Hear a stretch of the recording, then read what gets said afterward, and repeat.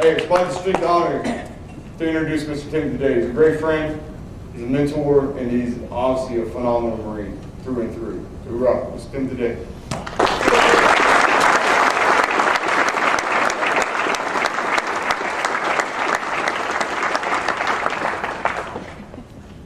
Thank you for that warm and lofty introduction. I hope I prove worthy of it tonight.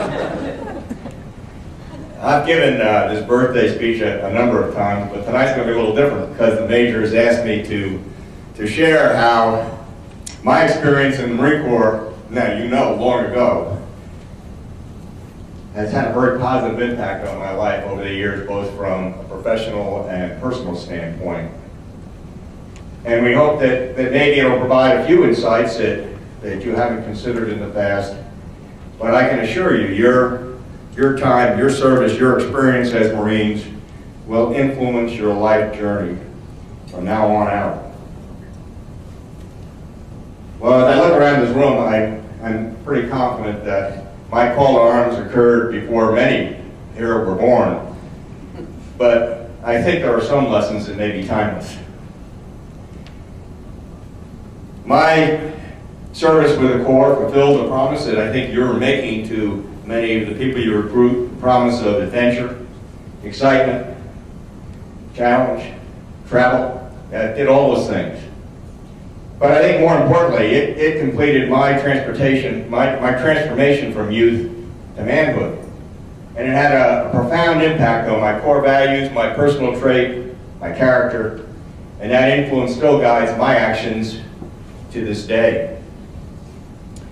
I think we all recognize that we derive a tremendous amount of benefit from our Marine training and our experiences. To me, they are really priceless gifts. They're hard-earned lessons, no doubt, often hard-earned lessons. But they are priceless gifts that serve us well throughout our lives, irrespective of your chosen profession or field of endeavor.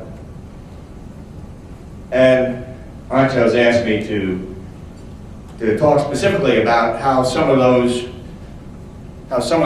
priceless gifts impacted me as a businessman and chief executive officer of Byers Foods Company, my company.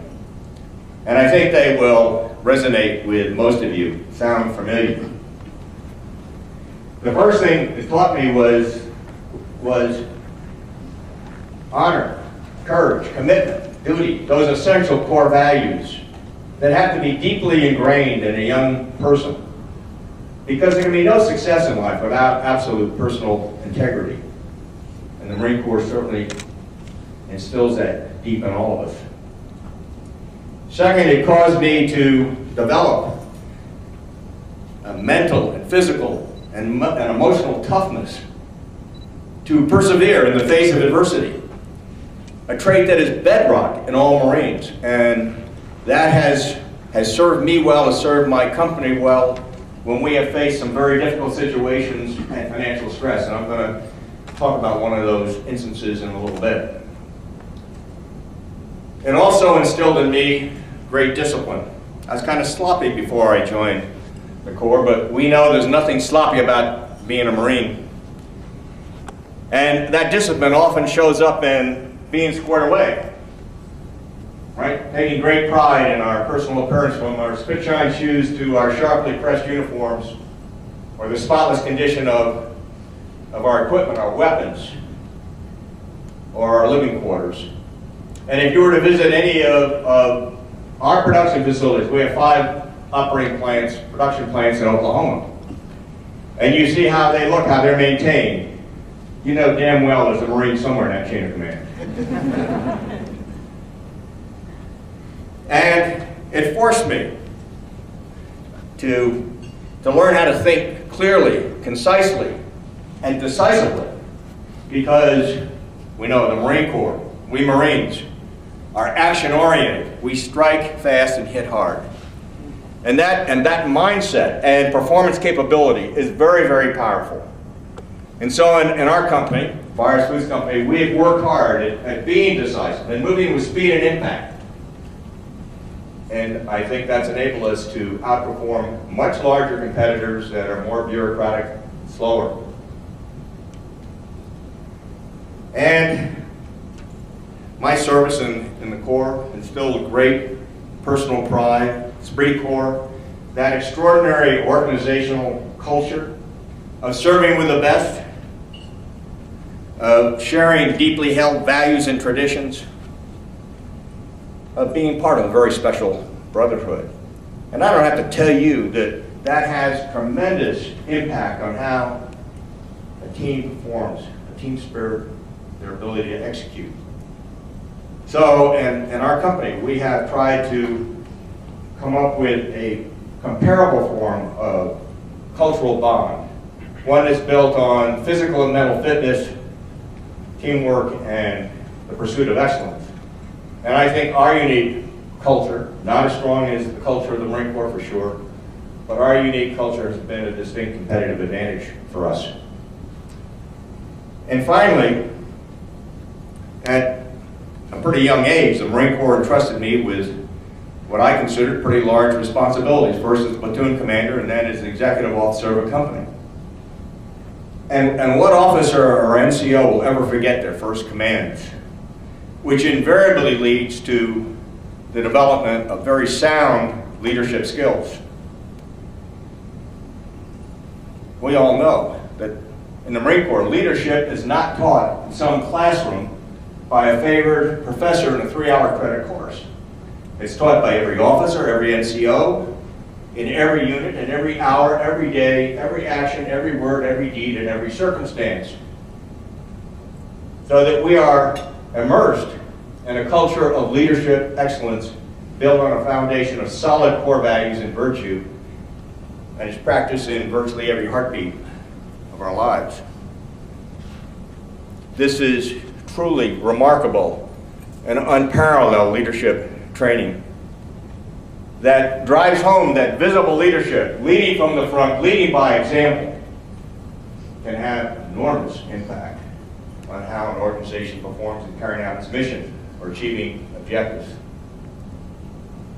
And I think that this point on visible leadership is worth elaborating on. So I'm going to give you 2 relevant stories. The first involves an individual named Karl Melandis, a decorated Marine noted author who wrote Matterhorn and What It's Like to Go to War. And in both of those stories, he references some leadership advice by a popular redheaded major that taught tactics at the basic school at the time.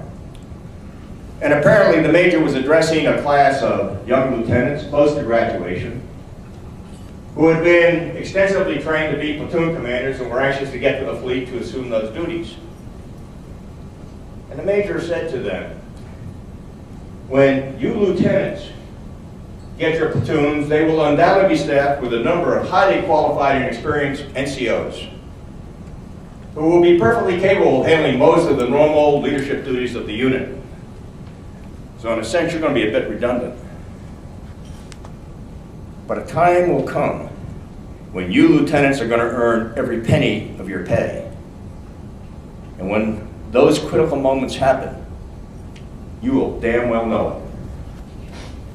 Well, sometime thereafter, Lieutenant Marlarnus and his new platoon were deployed to Vietnam. And one day they're climbing a hill on a mission to seek out and destroy enemy positions when suddenly they came under intense and withering automatic weapon fire from machine gun positions further up the hill. And they were pinned down. Everyone was hugging the dirt and praying. And Lieutenant Marlarnus quickly surmised that he had to get his men up and moving on the attack, or they were going to sustain heavy casualties, perhaps get wiped out. It was also clear to him that this was one of those critical moments that the major had been referring to. So he turned to Marines that were nearby and he told them, lay down and covering fire. And then he stood up. He stood up in the face of flying metal and started advancing up that hill, running in a zigzagging maneuver, and personally led an assault that took out 4 enemy bunkers in succession.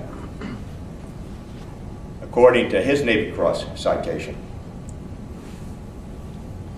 And history shows that Marines will follow this type of visible leadership. They will get up under fire. They will move on to the attack. They will seize the objective. And Lieutenant Morales points out that he was only alone for a couple of moments. When he glanced back, his Marines were right there with him. Now that's visible leadership, leading from the front, leading by example.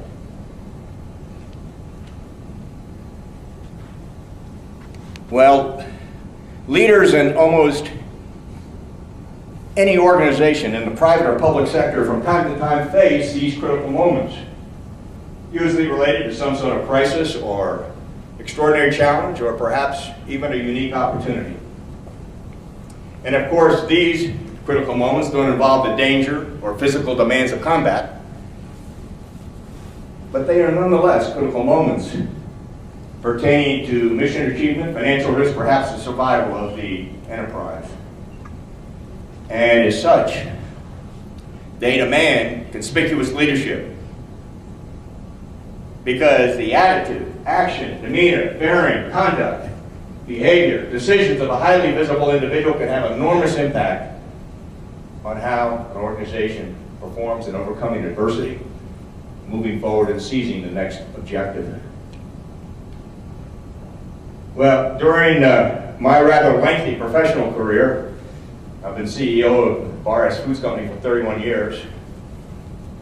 I've encountered quite a few of these critical moments, and the majors asked me to relate some personal experiences, so this second story is mine. In April 2001, the United States Department of Agriculture discovered a pathogen called Listeria monocytogenes on some product samples that they were testing in our Clinton, Oklahoma production facilities. And while there was no evidence of any illness or that the pathogens were in the marketplace, we had no way to prove with absolute certainty that contaminated product hadn't been shipped out of that facility. And so the USDA, in what you might call extreme consumer food safety mode, requested that we institute a nationwide recall of all products ever produced in that facility that still had remaining shelf life. But we discussed it with them for a bit, but finally agreed to do that. And that was later announced later that afternoon to the public and to our employees. Well, this type of recall is a very publicized black eye. It's very damaging to a brand name. It's very disruptive to a business, and it's extraordinarily expensive. In this case, it cost us $40 million. It's a food executive's worst nightmare. And it was a shocking and stunning development to our organization, because we viewed ourselves as the premier company in the processed meat industry, one that provided the highest possible quality to our customers. And so I think you can appreciate that this kind of devastating news could be very demoralizing to an organization. But I knew that we couldn't allow negativity or defeatism to fester within the company, that we had to shift attitudes and raise spirits and do it damn fast. So I called for an all-hands meeting first thing in our corporate office, first thing the next morning. And when everyone was seated, I marched in wearing my Marine Corps dress blues. Well, of course, my employees had never seen me in uniform before. I suspect many of them had never seen a Marine officer up close and personal. And so my presence stunned them, and there were audible gasps. And I told them that we were about to engage in the fight of our lives, and that this was the cloth I wear going into battle, because we were going to fight like Marines. And I think from my tone, they knew I damn well meant it. And then I related a Chesney Puller sea story, one that happened during the Korean War, when the 1st Marines, which he was then commanding, were fighting their way south from the Chosin Reservoir. They were down near Coterie, when a reporter came up to Colonel Fuller and said, "Sir, your regiment is vastly outnumbered by numerous Chinese divisions. Aren't you afraid?" Chesty said, "Son, I'm in the midst of the finest wars in the world, United States Marines. Why would I be afraid?" And the reporter went on and said, "But sir, your men are completely surrounded." Chesty smiled and said, "That's right. That means we can fire at will in any direction and hit the enemy. The bastards won't get away this time." Well, by now I had their full attention of my employees. So I went on to say that we were not going to hang our heads and be defensive about this temporary setback. Hell no. We're going out into the marketplace with our heads held high and implement the most aggressive and professional product recall in food industry history, and then bounce back with record performance. I went on to say that anyone can look good when everything's going according to plan, but that it takes an extraordinary team effort to overcome great adversity. So that this was in fact a unique opportunity for us to demonstrate the greatness of our organization. Well, our team loves a challenge, and this got them fired up and fully committed to take on this issue in a very aggressive and professional manner, and with a very positive attitude. I don't have time to tell you the full recall story, but I can say in summary, we met this very difficult test in a most successful manner. I think many in our company would say that it was the finest hour in our history. And we did rebound the following year with a quantum leap in profitability. Well, this story reflects the training that was deeply ingrained in me as a young man by the Marine Corps, for which I am deeply grateful. I think it's had a really direct bearing on how our company has effectively dealt with some very difficult issues like that recall. And so I repeat, the lessons that we derive from our Marine Corps experience are priceless gifts that serve us well throughout our lives and have a lot to do with who we become both professionally and personally. Well, now allow me to shift gears for just a moment. I want to tell you about a young man I just recently met, Lance Corporal Ricky Weeks, just returned from the 31st View. And Ricky was telling me that right before he shipped out, he met this really gorgeous and charming young woman named Allison. And they had a couple of very innocent dates, but the attraction was strong, and they communicated almost on a weekly basis during the 7 months he was overseas. And when he got back to Camp Pendleton, he immediately called her and asked her out for a date, and Allison excitedly told him that this Friday was going to be her 18th birthday. And her parents wanted him to come over to dinner so they could meet him. Well, I suspect the parents were somewhat concerned that their young daughter was going out with this Marine, and probably with some justification. But Allison went on to say that I want to give you, Jesse, a very special gift for your 18th, to celebrate my 18th birthday. And my parents are going to go to Palm Springs the next day, so we're going to have the house all to ourselves for the rest of the weekend. Well, Jesse's heart leaped with anticipation. And that Friday, he stopped and got flowers for Allison and candy for her mother, and then being a well-trained combat Marine, always prepared for action, he stopped at a drugstore, went to the back counter and picked out a couple of condoms, and the pharmacist walked over and said, "Is there anything else I can help you with, young man?"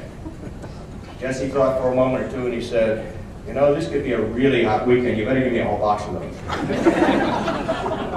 So Jesse arrives at Allison's house later that evening and gives her the flowers and candy to her mother.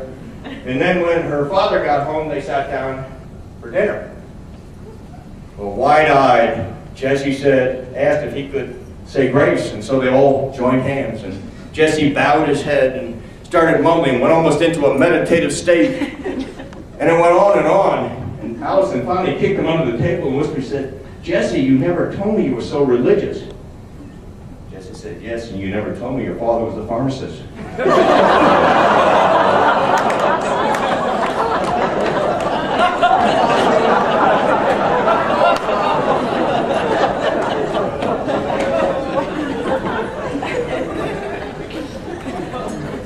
So today we celebrate the 237th birthday of our Corps. And Marines around the world are standing or have stood to the Marine Corps hymn as we did with our ceremony tonight. And in doing so, we're paying tribute to those who have gone before us, those who have given their lives or everything in places like Belleau Woods, Guadalcanal, Tarawa, Iwo Jima, Okinawa, Incheon, Chosun Reservoir, Hue City, Quezon, Fallujah, Niger, Marjar, Helmand Province. The list is long and distinguished, and as we leave these halls tonight, we'll undoubtedly say Semper Fidelis or Semper Fi to each other. We know that that can be just a greeting, a kind of salutation, a kind of high five. Can mean a lot of things depending on the circumstance. But when the going gets tough, when your ass is on the line, it means you can count on me no matter what, and I know I can count on you. It means always faithful to the Corps and our brother Marines. It's what makes Marines Marines, and is the strength behind legendary feats. In closing, I'd like to quote from General Lewis Wilson, the 26th Commandant, who said, "In the last analysis, the Marine Corps becomes what we make of it during our respective watches. And the watch of each Marine is not confined to the time he spends on active, to bear the title United States Marine." So while some of us in this room are not in uniform or in active duty, where it counts most, all of us in this room still bear the title United States Marines, or we wouldn't be here. We take great pride in being part of this brotherhood and memorializing the birthday of our beloved Corps. And our very presence provides further testament to the warrior code. Once a Marine, always a Marine. I salute you, Marines of the Recruiting Command of Arizona, and bid you happy birthday and Semper Fidelis. Gentlemen, like I said before, once a Marine, always a Marine. Just like Mr. Day said, no matter where we are, what we do, we're always Marines. Once you earn the title, you're always a Marine. The only person that can take that away is yourself. All right? As long as you serve honorably, you get back to the Corps. And I tell you all the time, this country doesn't owe us shit. All right? I've been in 17 years. I've done my deployments. I got blown up. I've done all the, great things that people try to, oh, look at me. Hey, I still owe this country 10 times more than I would, it will ever owe me. All right? You're a part of the greatest country in the world. All right? And it will only stay great as we are great. And as you go on throughout your life, you need to do good things. So I tell Marines, as you're getting out, hey, we return quality citizens to the civilian sector. Mr. Day has been an embodiment of that. Throughout his time, he's been a Marine through and through. Throughout his time, he has made sure his organization did the things that made him great as a Marine. He turned and made his corporation great within itself using those same ethos. So we appreciate it. As you look throughout the, like I said, the Heritage Foundation in and of itself, the Marine Corps will still be great because the gentleman is just like himself.